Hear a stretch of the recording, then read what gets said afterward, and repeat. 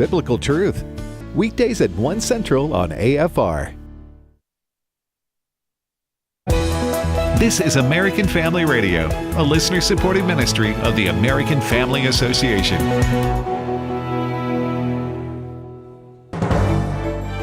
American Family News, I'm Rusty Pugh. Israel under attack again today. Trey Yingst is in Tel Aviv. You can hear those sirens that are sounding behind me, sending the population here into bomb shelters. Once again, central Israel is under a missile attack. Earlier today, at least one person was killed just outside of the airport in Tel Aviv after one of those barrages with a cluster munition on top exploded over the skies of Tel Aviv, raining debris, shrapnel, and munitions down on the population below. There were at least 2 people seriously injured in that barrage. The price of oil has been increasing, causing gas prices in the U.S. to jump dramatically. Lauren Simonetti has more. Both gasoline and diesel all are refined from crude oil, and the vital Strait of Hormuz carries 20% of that. It is virtually at a standstill. Just one vessel crossed the strait in the past 24 hours. On a typical day, before the conflict, you would see so many cargo vessels moving across the strait. Kuwait has cut oil production, so has Saudi Arabia, Iraq, and the UAE, as well as Qatar. For every $10 increase in the price of crude oil, you'll see gas prices rise between 25 and 30 cents a gallon. If you just do the simple math, gas prices could be hitting $4 very soon. Energy Secretary Chris Wright says this should not be happening because there is no shortage of oil. Energy markets are massively well supplied right now. In fact, the run-up in prices has nothing to do with any shortage of barrels of oil or natural gas. It's just fear and perception, the unknown, that this could be some long, drawn-out crisis. But it won't be. So how long will the pain last? Here's Fox Business host Charles Payne. I say in about a week we'll be able to control that. When you start seeing ships go through the strait, you're going to see oil prices come down precipitously. We don't have an oil problem. And I think that, Secretary Wright was trying to explain that this is all speculation. This is all, you can almost argue, manipulation. Big headaches for air travelers today. We just literally made it back into the building, and this is crazy. Or you think you're going to miss your flight? Or I believe we are. Hey, we had a friend who was supposed to fly out this morning at 9 and ended up missing his flight. I've never seen anything like this before. People are arriving hours ahead of schedule and are still missing flights because of the long security checkpoint lines caused by TSA shortages because of the government shutdown. Missouri Senator Eric Schmidt says this is on the Democrats, and it is completely unnecessary. This is just the height of stupidity by the Democrats. It's essentially a temper tantrum because they don't like President Trump. They want to ultimately defund ICE. But as your audience knows, in the One Big Beautiful Bill, the Working Families Tax Cut, we front-loaded the money for ICE. So those detentions or those deportations are going to continue. What the Democrats are doing here will do nothing to affect that. And so really who are paying the price? The traveling public, employees, the Coast Guard, Secret Service. An immigration enforcement advocacy organization says having the Department of Homeland Security shut down at such a perilous time is unconscionable. Chad Groening has more. With American air and sea military power fully deployed in the Persian Gulf, the Iranian regime has already lashed out against its Arab neighbors, and the DHS believes that sooner or later, Iran will likely respond with terror attacks against the United States. Ira Millman is a spokesman for the Federation for American Immigration Reform. Funding the DHS is certainly something that needs to be addressed. And the Democrats have been playing a game of political chicken here at a time threats to the security of this country have never been greater. All the intelligence agencies tell us there are sleeper cells here, and to have DHS shut down at such a perilous time is unconscionable. And Millman believes that President Trump has appointed Oklahoma Senator Markwayne Mullin the new DH secretary for a reason. Obviously, he thinks that Senator Mullin is up to the challenge. It certainly helps to have somebody who is coming from within Congress. There's always been an element of collegiality in this area, and I saw that John Fetterman already put out a tweet saying that he would vote to confirm. Millman says this is not a time for anybody to be playing politics. They need to just put it aside, get that agency funded, and fight about this later. We've got an election coming up. Take it to the voters. I'm Chad Groening. There's more news online at afn.net and download the AFN mobile app. I'm Rusty Pugh. Every day, AFA offers biblical insight on issues that others aren't willing to touch in the hopes that you'll become a world changer. That's why we're offering an in-depth worldview training course called Activate. 13 different professors teaching 18 sessions, all available online, including a printed workbook to help you apply what you've learned and 1-year access to AFA streaming content to give you even more resources. Find out more about Activate and sign up today at activate.afa.net.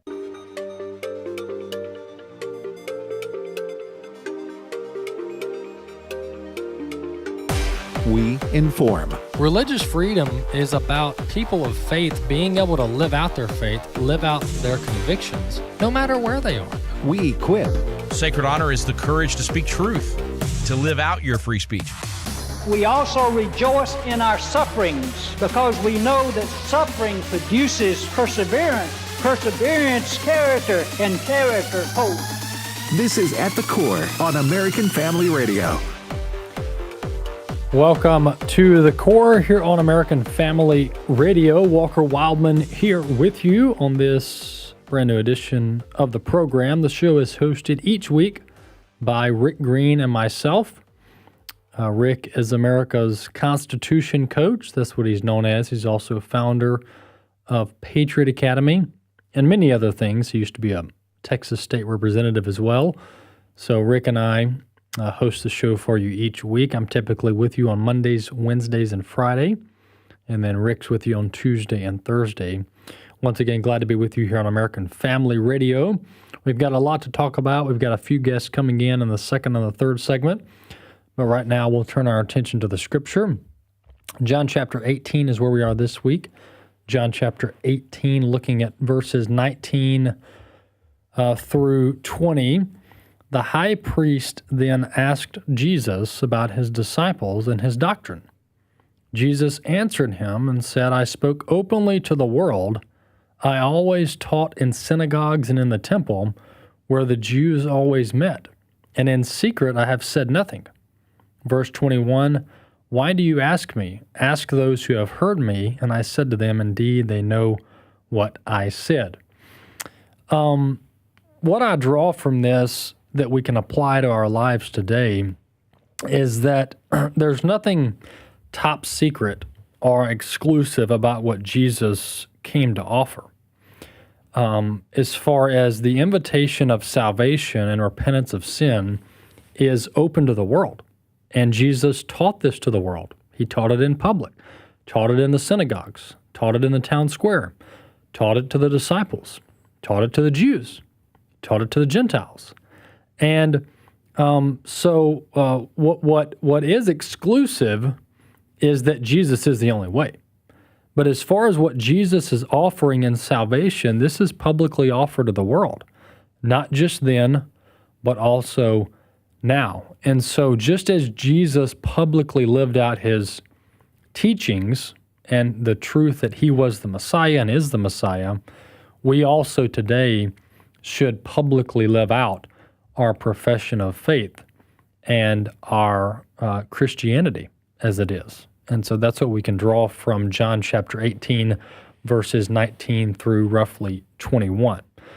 All right, want to mention what I've been mentioning on the program for several months now, and that is our trips to Williamsburg, Jamestown, Yorktown, Washington, D.C., and then Boston. All of these obviously taking place in 2026. And the June trips will be here before you know it, so I want to make sure I highlight that one. But in June, we're going to Williamsburg, Jamestown, and Yorktown. That's one trip. And then the week after that, or the day after that, actually, we're going to Washington, D.C. So those are back-to-back. And as a reminder, this is America's 250th anniversary. And so we're going to be touring all of these places from America's early history. And Stephen McDowell will be with us, so it'll be a very beneficial and noteworthy time to be together to learn about America's history, early history, and to celebrate America's 250th anniversary. So if you want to find out more about those dates and the itinerary and all the information, you can go over to tours.afa.net, tours.afa.net. Well, jumping right into the headlines I want to get to this segment. The Iran situation just continues to develop, and it seems like every 24 hours there's some new information out about it. But what I want to talk about this segment and today is the long-term implications of this. And there was, there's been some concerns, and there's still viable concerns about how long this will last. And those of us and even older generations still have the flashbacks of Iraq and Afghanistan and the U.S. spending over 20 years in the Middle East with hundreds of thousands of boots on the ground, trillions of dollars spent only to give Afghanistan back over to the Taliban, the same folks who had it to begin with. And so, and then you've got Syria. We've been over there for a long time. And so you've just got a lot of dysfunction in the region. And we spent a lot of American lives and a lot of money over in that region to really not see a lot of change in reality. I'm not saying it was completely unfruitful, but it was not transformative, if you will, considering the amount of money that we spent over there and the amount of time, and tragically the American lives that were lost. It was unfortunate, very unfortunate and sad. So we're looking back and we're looking forward, and we're like, hey, let's don't repeat those mistakes again. Let's don't repeat that mistake again. And so that's the context going into this Iran situation. But the more I look at this, the more I don't believe we're going to have a repeat of the past. And there's several indications here as to why I believe that.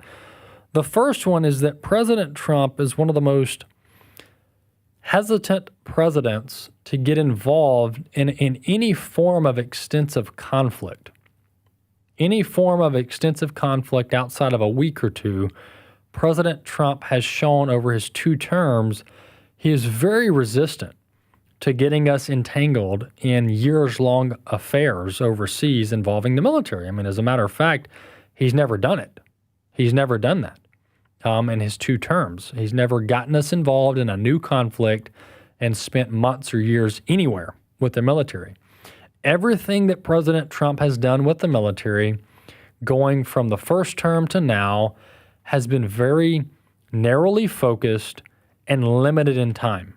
As a matter of fact, when he goes into these operations, he has multiple off-ramps and he has multiple ways and times to get out. None of them last longer than weeks. And I would actually suspect that this is no different. And there's some indications now that some things are beginning to normalize back in the region, and here's why. The number of ballistic missiles and drone attacks that Iran has been able to launch in the last 72 hours has dropped drastically, over 90%, compared to the early days of the conflict. And so Iran is just unable to mount any type of defense, or offense rather, against neighbors in the region and against Israel at this point. Everything that they're shooting is getting shot down over Israel and over some of the Arab countries just over the Strait of Hormuz. And so Iran is basically crippled and unable to really threaten anybody in the region at this point in any substantive manner. Secondly, there's been a lot of concern about the Strait of Hormuz, how much oil goes through the strait. We're talking millions of barrels. And that concern is beginning to be alleviated. And there's 2 reasons that I believe the concerns over the Strait of Hormuz and the trade being blocked is going to be alleviated, and is currently being alleviated for 2 reasons, all right?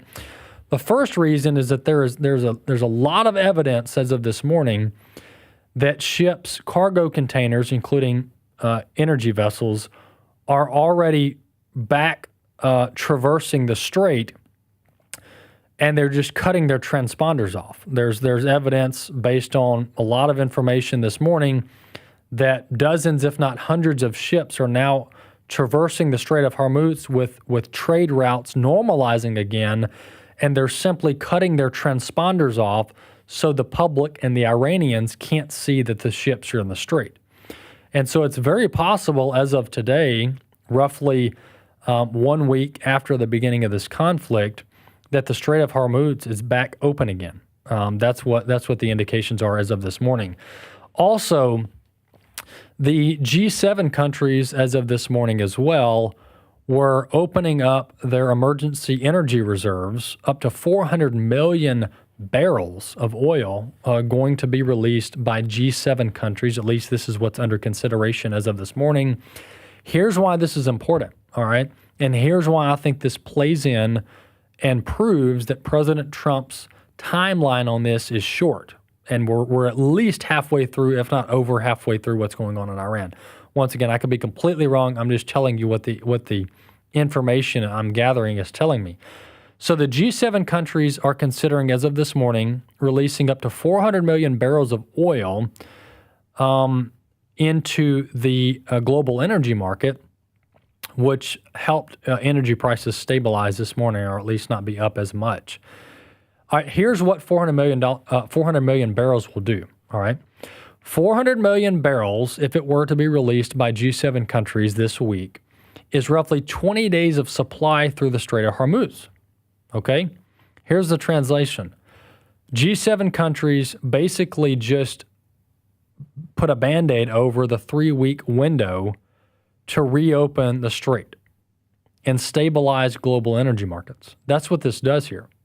And so if President Trump is successfully able to get G7 countries to release these 400 million barrels of oil, and then President Trump is simultaneously able to wrap up the Iran situation from a substantial vantage point over the next couple of days or week, then he has just backfilled whatever oil was lost during this 1, 2, 3 week conflict with Iran.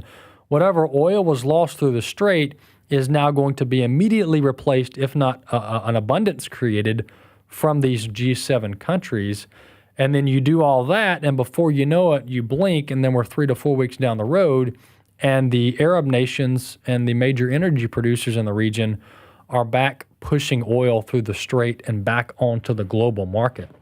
And so it is as if the president and his team had this in their back pocket.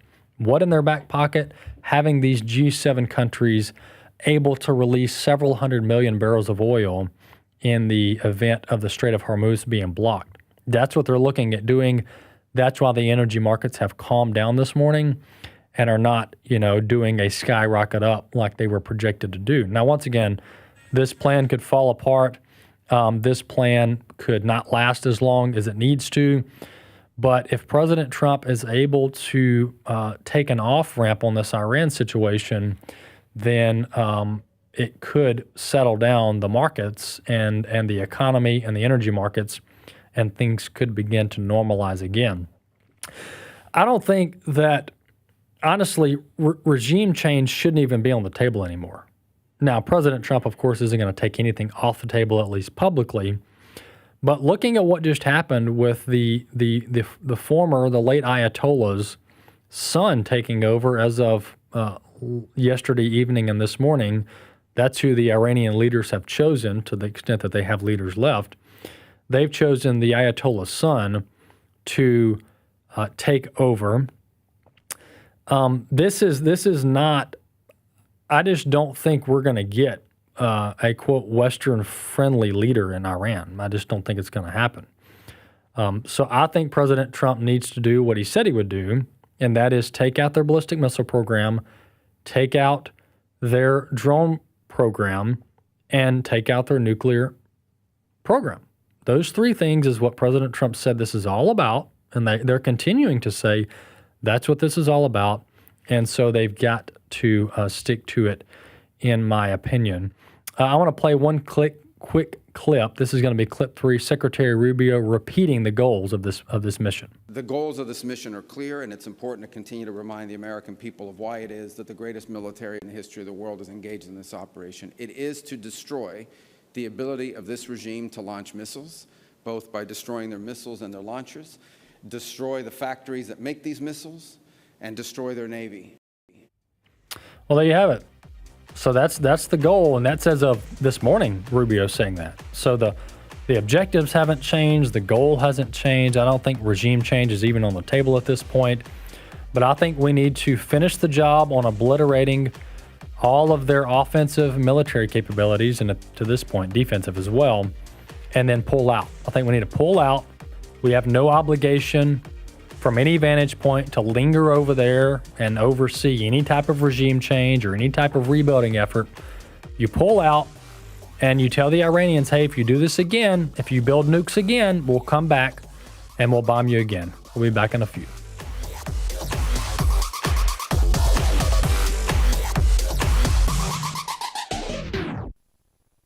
You shall not covet your neighbor's house or anything that's your neighbor's. My name is Abraham Hamilton III, and this is the Hamilton Minute. Alexandria Ocasio-Cortez said, an economic system that allows billionaires to exist is immoral. Someone may want to let the former bartender turned congresswoman know that the top 1% of wage earners pay nearly 50% of all federal taxes. The top 10% of wage earners pay nearly 70% of all federal taxes, and the top 20% of wage earners pay about 85% of all federal taxes. That money funds things like our national welfare programs. Don't let them entice you to harbor disdain for the wealthy. Socialists bank on covetousness to gain support for their regressive policies. Listen each weekday from 5 to 6 p.m. Central for the Hamilton Corner with Abraham Hamilton III, Public Policy Analyst for the American Family Association. This is Walker Wildmon with AFR, and we're sending Bibles. Here's Michael with Bible League International. The Zulika refugee camp in Malawi, Africa is a place of total chaos. There are 60,000 women, men, and children packed into this camp designed only for 10,000. There's poor sanitation, violence among people groups that hate each other, even murders. But enter the hope of the gospel, where 50 Bible studies have led to 1,000 people coming to Christ in recent months, and there's a sense of calmness and order coming to that camp. One of those new believers, Miriam, is a young widow praying for a Bible to lead her children to know and love Jesus. In many cases, these are women whose husbands had been killed and really feeling completely hopeless. Easter is coming, and this month help us bless 4,000 Bibleless believers. $5 sends one Bible. Yes, that's $5 for one Bible. $100 sends 20, and $500 sends 100 Bibles. Give generously at 800-YES-WORD, 800-YES-WORD, or visit sendbiblesnow.org. Sendbiblesnow.org. God's hand has been upon this nation from the beginning. Evidence of our spiritual heritage is obvious and inspiring if you know where to look.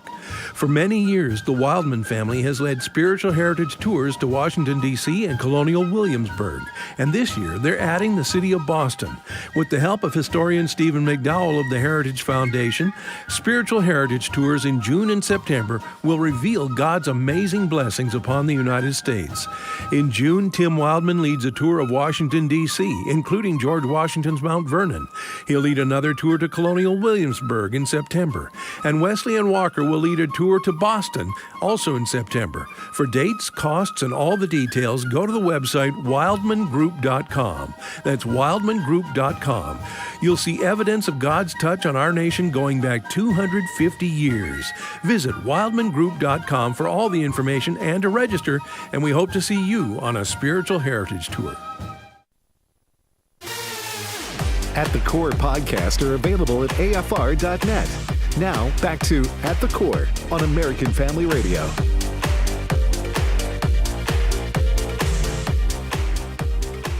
Welcome back to the program here on American Family Radio. Glad to have you back with us on this second segment of today's program. Well, we like to bring in different representatives in the legislature and in Congress around the country and in Washington to bring you up to speed on some of the items that are going on, some of the policy items that are being debated that especially relate to our mission and our vision and our values here at American Family Radio. Well, one of those representatives we have on with us now is Maryland State Rep. LaToya Nkongolo. She represents District 31 there in the state of Maryland in the state legislature, and she's with us now to talk about some of the legislation she's been working on. Representative Nkongolo, welcome to the program. Well, thank you so much for having me. Absolutely. Glad to have you on and glad we were able to arrange this interview. Before we jump into the nuts and the bolts of some of the legislation you've been sponsoring and bringing forth there in Maryland, tell us how long you've been serving in the state legislature and a little bit about your background there. Yeah, so interesting story. I ran for this seat back in 2021, and I was very much connected with the community as a mental health therapist. So I spent many years advocating for mental health and just put me on the radar of our local elected officials. However, I knew nothing about campaigning, so I lost the race. But what I did gain was a lot of relationships, a lot of support from the Republican Party for what I stood for. I was very bold and unapologetic about my conservative values and what I would like to see moving forward in Maryland. So fast forward, my predecessor, she resigned. She had baby number 6, and she wanted to put her family first. And the community reached out to me and encouraged me to run. And the Republican committee, they had what they call an appointment process. It's more like a special election. And I was the top vote getter of 3 people. So this is my second session. And I think God wasn't telling me no. He was just telling me to wait. So I feel truly blessed to be in this position. Well, it's encouraging to hear from people like you in Maryland because obviously you guys are a pretty deep blue state for the most part. I'm sure every state has their kind of conservative pockets, which obviously you're representing one of those. Let's talk about this bill while we have time. I don't want to get too sidetracked. This bill that you've been working on is the Safe Kids Act, and we've worked on legislation like this in other states, but you're representing it in the state of Maryland. It's known in Maryland as House Bill 924. Give our audience a little bit of background as to the legislation, what its purposes are, and then obviously we'll talk more about the problem at hand. So this legislation actually came about. I was at a conservative conference, SoCon, not sure if you all are familiar with it, but it's a conservative Christian conference for legislators. And this was a bill that was talked about heavily at the conference. There were several legislators across the country who were introducing this bill. And I was like, I'm going to try it in Maryland. Let's give it a go. And the way that I sold it, you'd be surprised, it actually has bipartisan support. So I have Democrats and Republicans co-sponsoring this bill. And I actually have a Democrat senator who sponsored the bill on the Senate side. So we got a lot of support, and I'm pretty excited that people realize that protecting children online is not a party issue. It is what adults. It's our responsibility as adults.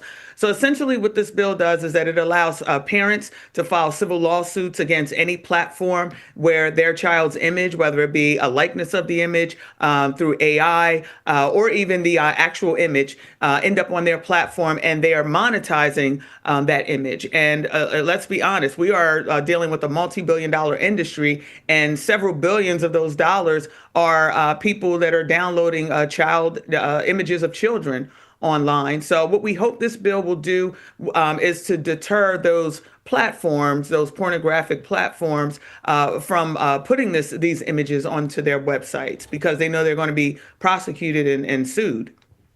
Yeah, I know this is a hard topic, and when you start talking about the details of it, people get rather upset, which I don't blame them. Because kids are being victimized online. That's the end of the story. And then it's a very graphic and degrading thing that happens to children online through this child sexual abuse material, otherwise known as CSAM, which is against federal law. Obviously, the production and distribution of child sexual abuse material is a felony. It's against federal law, and can get you years behind bars. But that's on the law enforcement side. But what you're talking about is over here on the civil side with the companies themselves that are operating these platforms where this abuse material is being facilitated in. That's where a lot of change can happen and a lot of reform can happen if there's incentive or if there's a draw to clamp down on this. But right now, there's just not a lot of civil tools out there for parents, if you will, to force these companies to get their act together. And these companies, what your bill is asking is not a hard thing. These companies have all kinds of moderation tools. They even have large swaths of departments of humans that actually moderate content and view, whether something's appropriate or not. So the technology is there, the bandwidth is there, the money is there to really clamp down on this, but you just got to have the incentive. And what your bill does is it draws the incentive and forces companies to step up to the plate. and address this. And just to give folks the numbers, and then I'll get your final thoughts here. Just in 2024, according to our research, there were nearly 17,000 reports of child sexual abuse material being distributed on the web just in Maryland alone. So this isn't a small issue or just a handful of victims. We're talking tens of thousands of victims, and that's just based on the open source information that we have. You're absolutely right. I mean, that's what we're dealing with in Maryland. And we actually provided that data to the committee to let them know how serious of an issue this is here in the state of Maryland. And, like I said, Republicans and Democrats alike, they see it as an issue, and they were very receptive to our argument. And I do want to thank Jameson. He's been extremely helpful with helping us craft the language, getting us the data, and I think we had a pretty successful hearing. Absolutely, absolutely. Well, Representative Nkongolo, thanks so much for coming on the program. Thanks for representing this issue within the state of Maryland and before the legislature. It is encouraging to hear that you have bipartisan support, because finding bipartisan support, as you know, for any issue in 2026 is very challenging because we're so polarized and divided from an ideological standpoint. So that's good to hear. We appreciate your courage and your representing this. You're a very good spokesperson on the issue, especially in Maryland, so we appreciate that. Thank you. And thank you for having me. And if anyone would like to reach out to me after this interview, you can find me on Facebook at Delegate LaToya Nkongolo and also on Instagram at LaToya_Nkongolo. Excellent. Thanks so much, Representative. Appreciate you coming on the program. Thank you for having me. Absolutely. That's Maryland State Representative LaToya Nkongolo. She represents District 31 there in the state of Maryland. And she's not only sponsored and brought forth, but is also speaking on behalf of House Bill 924 there in the state of Maryland. There's also a Senate version of the bill as well that she mentioned that has bipartisan support. And so that's good to hear. That's encouraging to get bipartisan support. But the issue, honestly, should get bipartisan support. And so we've got to increase the liability and the cost for these private companies that are continually turning a blind eye to this horrific child sexual abuse material. And we've got to force them to tighten down on this, to prevent it, because the tools are there, the technology is there. This is not a hard ask, but oftentimes with private corporations, multi-billion-dollar tech companies, there has to be a heavy incentive draw, or a kind of a carrot and a stick type approach to really get things fixed in the manner that they need to be fixed. And so that's what we're doing on the civil liability front on these technology providers and these websites. The other clip I wanted to play on the Iran situation, this goes back to last week, but this is going to be clip one. Secretary Hegseth was doing a joint press conference with Chairman of the Joint Chiefs of Staff, General Kane, on how just bold, if you will, for lack of a better word, or lack of any form of regret or remorse Iran had about their nuclear ambitions. I mean, they were just very prideful at our negotiations about the fact that they wanted to be able to develop multiple nuclear warheads with their capabilities. This is going to be clip one. Tying it back to Midnight Hammer, the president has been willing to make a deal. You can't have a nuclear bomb. Radical Islamists can't have a nuclear bomb that they wield against the world.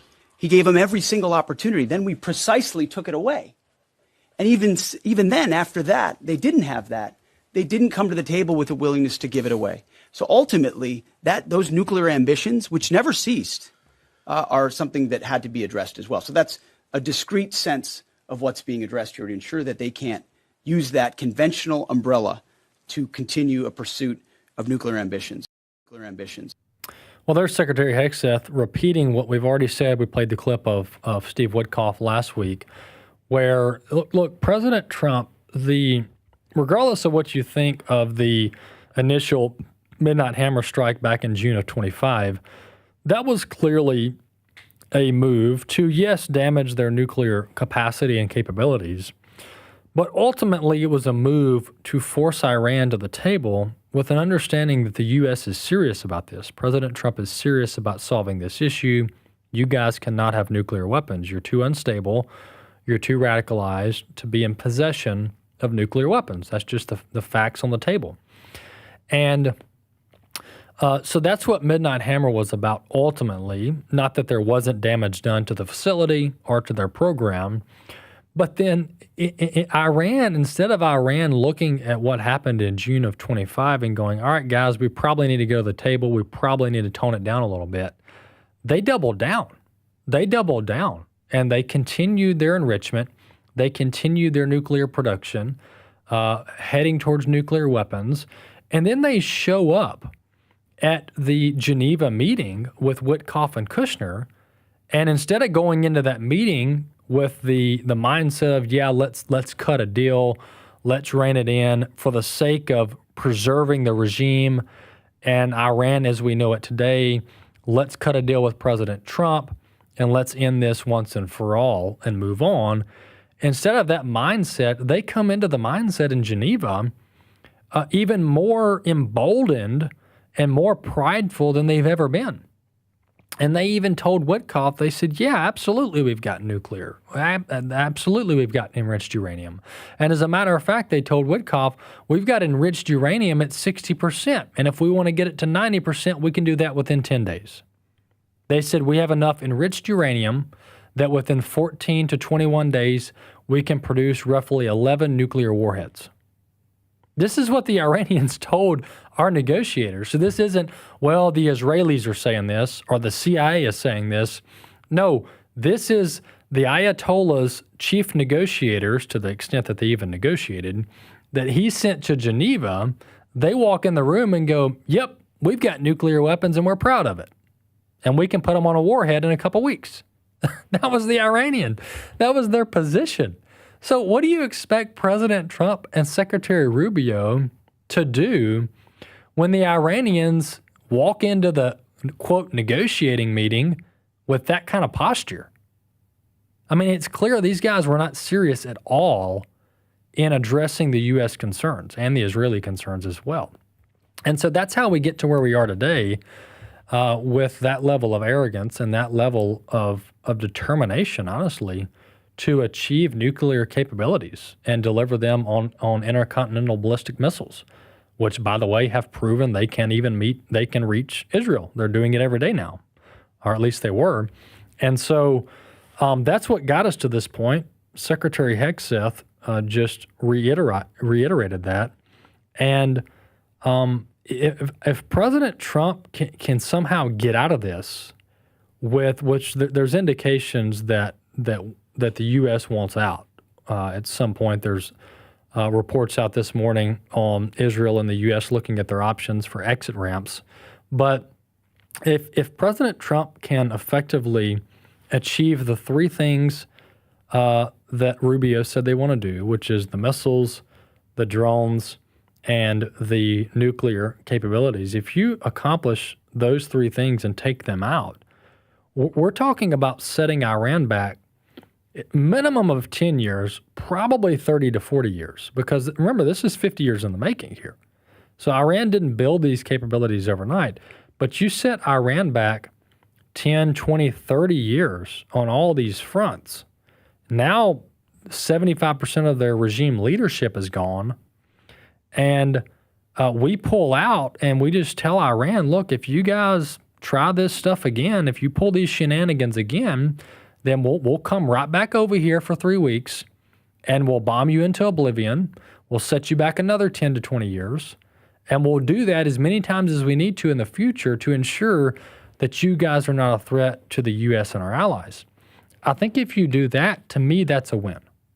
To me, that's a win. There absolutely is no scenario that you can convince myself and the American public that sending one U.S. boot on the ground in Iran is a good idea. Zero chance you can convince me of that under any circumstance. You just can't do it. I also think it's extremely unwise to arm and fund the Kurdish in Iran. Extremely unwise, extremely foolish, extremely short-sighted, terrible idea. There is a freedom resistance movement in Iran. Absolutely. There's a lot of Christians in Iran. But folks, let's don't assume that there's enough to topple the regime and create a whole new government and prop it up. There's no indication that there is that level of support to do that within the borders of Iran. We'll be back in a few. HGTV has changed over the years, and not necessarily for the better. The seemingly wholesome home and garden television has decided it would be clever and funny to hint at an expletive in the title of one of its newest shows. The alternative spelling is so poor that children can still read it and repeat it. Obviously, I won't say it here, but you can go to 1millionmoms.com to find out more and urge HGTV to rename the show. 1millionmoms.com. AFA Action takes attacks on the family seriously. The enemies of the family constantly employ new tactics to try to sneak past our radar. They know if we stand together, their evil plans will fail. Your gift to AFA Action allows us to stay vigilant against their onslaught. And if you give this month, you'll receive access to the Cultural Institute video When Your Faith is Illegal by Frank Harbor on AFA Stream as our thanks. You can make your gift today at afaaction.net. It all came down to the ultrasound, and I saw this little lima bean looking thing with a halo, which I thought was incredible. A baby wasn't really in the plan for this young mom. Even after seeing a halo on her baby on ultrasound at a preborn network clinic, she was still leaning toward abortion. And I got to hear the heartbeat, and I got chills. In that moment, I just felt God's arms come around me and hug me and tell me that it was going to be okay. But after meeting her baby on ultrasound, she chose life. My choice to become a mom and hear those little footsteps running down the hallway every morning is all because I had an ultrasound. It saved my life and hers. To find out more about Preborn's life-saving work, visit preborn.com/AFR. That's preborn.com/AFR. Your love can save a life. Satan wants to destroy God's sacred design for marriage and family. How do we defend them in this hostile culture? Activate Summit 2026 is July 16th through the 18th at the Cadence Bank Arena in Tupelo, Mississippi. And the focus this year is on God's plan for marriage and family. Speakers include Laura Petherbridge. When we set boundaries when we're in anger, they usually come out as unhealthy boundaries. Josh Wood. It's getting you to think about planting a tree in the shade of which you'll never sit. Katie Faust. It is very hard for a child to answer the question, who am I? And more. There's also Activate Kids, a separate track for children ages 6 to 12. And something new this year, get separate tickets for an exclusive meet and greet reception at AFA with the conference speakers on the evening of July 17th. Register now for Roots to Fruit, grounded in truth, growing in grace. Visit afa.net/summit. afa.net/summit. This is At the Core on American Family Radio with your host, Walker Wildmon. Welcome back to The Core here on American Family Radio. Glad to have you with us on this last segment of today's program. You can subscribe to the podcast wherever you listen to podcasts and have the show queued up in your library each and every afternoon. With us now is Nate Grasz, if I'm pronouncing that last name correctly, Executive Director of the Nebraska Family Alliance. The Nebraska Family Alliance is the largest Christian public policy organization in the state of Nebraska. Nate, tell me how to pronounce your last name, because I don't think I got it right. No, I think you did. That's Grasz. Grasz. That's it's like laws with the GR, but I've heard everything. So excellent. Well, I'm Wildmon, and I get all kinds of. I get Wildman. I get Wild Man. So so we're in it together. But I usually ask my guest before we go into the program, but I didn't for you, so I have to just go for what I can. Hey, Nate, you guys are working on a bill. We just got done talking to a Maryland state representative who is working on similar legislation in Maryland. And then now we're talking to you. You're working also on similar legislation to combat child sexual abuse material online. Give us a little bit of background about your organization there in Nebraska, and of course, we'll jump right into this legislation as well.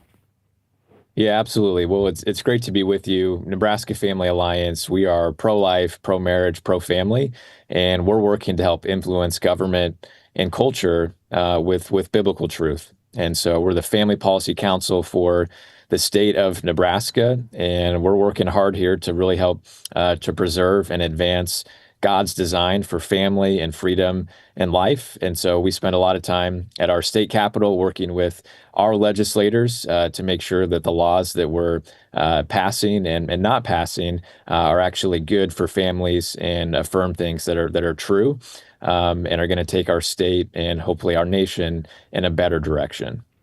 Absolutely. Let's talk about this bill that you're working on in Nebraska. And as you informed me, you guys only have one legislative body there in the state. Yeah. And so this is called Legislative Bill 978 there in the state. Tell us a little bit about this bill and the problems that have arisen that need to be addressed through this legislation. Yeah, this is a really critical bill that is really driving at the heart of one of the darkest and unfortunately fastest growing evils in our society today, and that is the abuse, exploitation, and trafficking of children. And specifically, LB 978 is a bill in our Nebraska legislature that would really allow for the first time victims of child sexual abuse material to be able to sue the perpetrators, the people who have inflicted these horrible crimes on them, as well as the websites that are posting and hosting this vile material. And tragically, we now know that there are more websites hosting child sexual abuse material in the United States than in any other country in the world. This is a problem that has been growing, and so we need new legislation to address it. And really, this would allow, obviously, it's a crime federally and in Nebraska to possess or create or distribute child sexual abuse material, but it's only illegal criminally. It's not, there's no civil penalties. And so this would create, for the first time, it would give survivors the ability to actually hold these people accountable, as well as the websites who are actually monetizing and profiting off of this horrible abuse. And so this is a huge bill. We're thankful to see it introduced and hopefully to have a great opportunity to pass into law this year.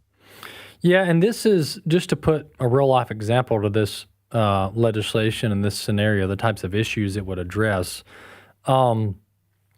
There's platforms such as Roblox that are and there's dozens other. Roblox is just one of the bad actors. But these platforms are used to not just facilitate child sexual abuse material, but also to groom children and target them. We saw an example down in Florida where Roblox and another platform were both used to target two girls, 12 and 14, by a grown man and attempted kidnapping back to actually Nebraska, talking about Nebraska. And so this is happening. This targeting of young people and minors online is happening. The child sexual abuse material is happening all over the country.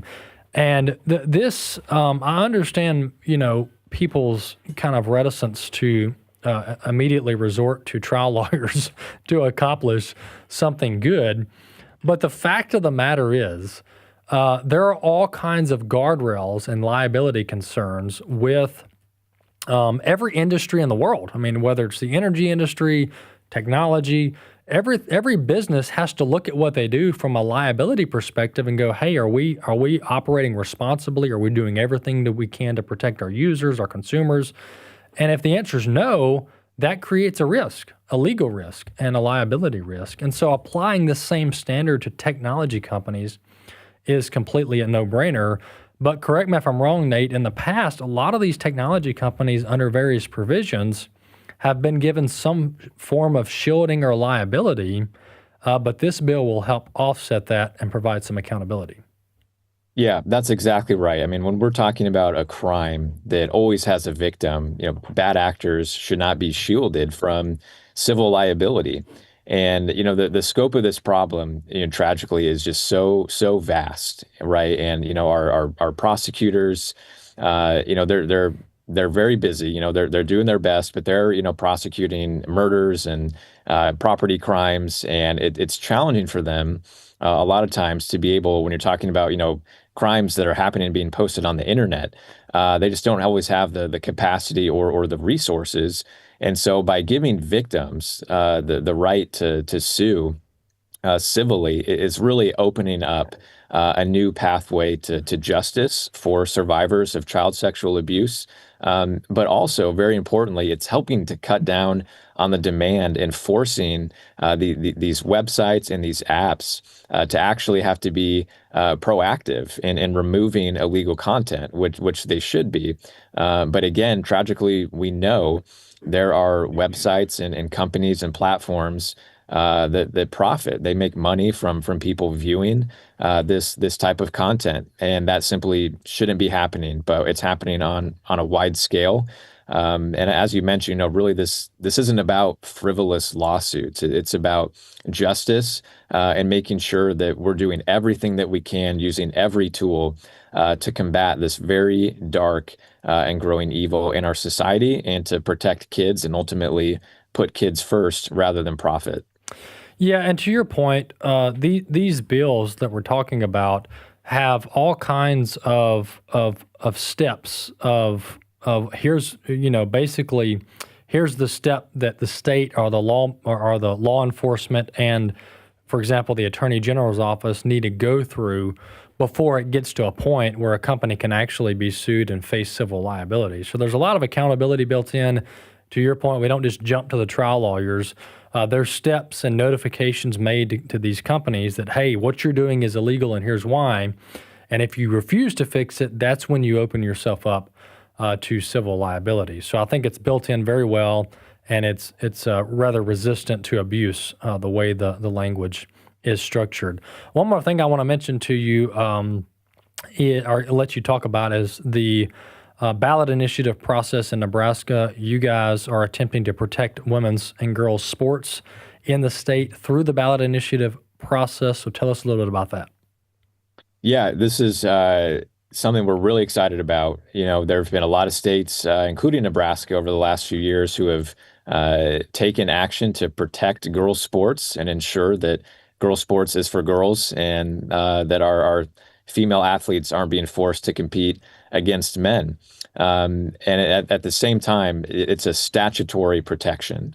And so that means our law can be changed or outright repealed, as opponents to our girls' sports law have promised to do.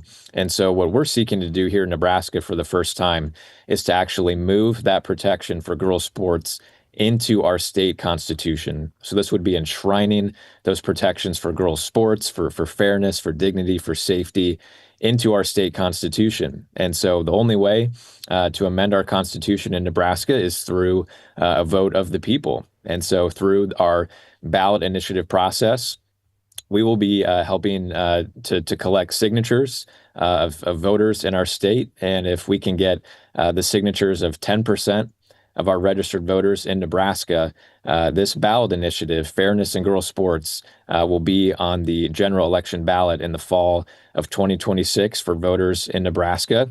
And, fundamentally, we believe that this isn't just about sports, which is important, but ultimately it's about truth. And we believe that our laws, including our Constitution, should affirm the truth about gender, and that future opportunities for women and girls in Nebraska are preserved and protected. Absolutely. Nate Grasz has been with us, Executive Director at the Nebraska Family Alliance. Nate, tell our folks your website, how they can read more about your work and keep up with some of this legislation. Yeah, people can learn more and engage with us at nebraskafamilyalliance.org. We've got great information and resources, and we're thankful for the partnership with AFA and all the great work that's being done here in Nebraska and across our country. Absolutely. Nate, thanks so much for coming on the program. Thank you. Absolutely. That's Nate Grasz, Executive Director over at the Nebraska Family Alliance. NebraskaFamilyAlliance.org is that URL. You can read more about their work there. And it's these state organizations like Nate's there that are doing a lot of the heavy lifting on policy and legislation at the state level. And groups, the national groups, provide some support and some publicizing, but it's these state groups that are really making a lot of the difference there at the local and state level. So we want to make sure we highlight them. One other report I want to get to this segment before we wrap up is the fact that our Department of Homeland Security is still under a government shutdown. Now they've got a lot of workers still working without pay, so things are still moving along in some manner, but not ideal, and definitely not ideal while we're facing the threat from Iran and Islamic extremism and terrorism. This is a clip here. This is a clip on the lingering effect at these airports and these TSA lines of the Department of Homeland Security being only partially funded for the previous 3 weeks. This is going to be clip 4. This morning, as spring break travel ramps up, chaos at multiple U.S. airports. Travelers facing hours-long delays during this partial government shutdown. Funding for the Homeland Security Department, which includes the TSA, expired last month, meaning TSA officers, for the second time in 6 months, are being forced to work without pay, prompting more agents to call out sick. That's causing delays of up to 3 hours in security lines, including here in Houston. We got here at 10 a.m. My flight was departing at 1:50, and we're not going to make that here. The guy said to me, "Heads up, it's a mess down there." And man, he was right. In New Orleans, lines stretched through multiple floors and into the parking garage. The disruptions come as airlines brace for a 4% increase in spring break travelers compared to last year. That's nearly 3 million passengers expected each day. The partial government shutdown stems from a standoff in Congress. Democrats are demanding changes to immigration enforcement before they approve new Homeland Security funding. An organization representing airlines is urging Congress and the administration to negotiate a deal, saying America's transportation security workforce is too important to be used as political leverage. So that's a local news report of all the long lines with TSA. Down in New Orleans, they had the TSA line going out to the parking garage. This is just unbelievable. The only reason I wanted to bring this clip up, other than the fact that it's newsworthy, is that, remember, we've been told for who knows how long that the government shutdowns are apocalyptic. It's the end of the world. The world will not move on as you expect and as you plan unless we fully fund the government. That was under Obama and Biden. We have to fund the government. If Republicans shut it down, the world's going to end. People are going to get hurt. People are going to die.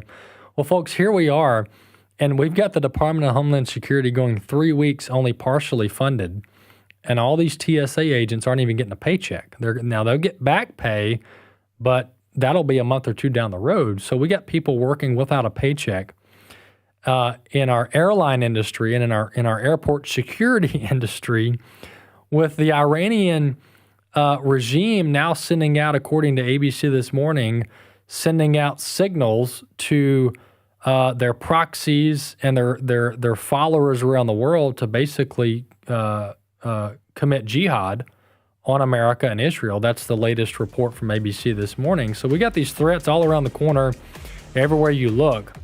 And the Democrats, for political purposes, are keeping the Department of Homeland Security shut down. And guess what the media is saying about it?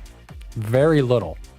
But if it were Republicans shutting down the Department of Homeland Security under this environment, it would be the end of the world, folks. The end of the world as we know it. Scandal, investigation. How dare you shut down the government for such a critical function of security of our airspace? But when the Democrats do it, it's no big deal.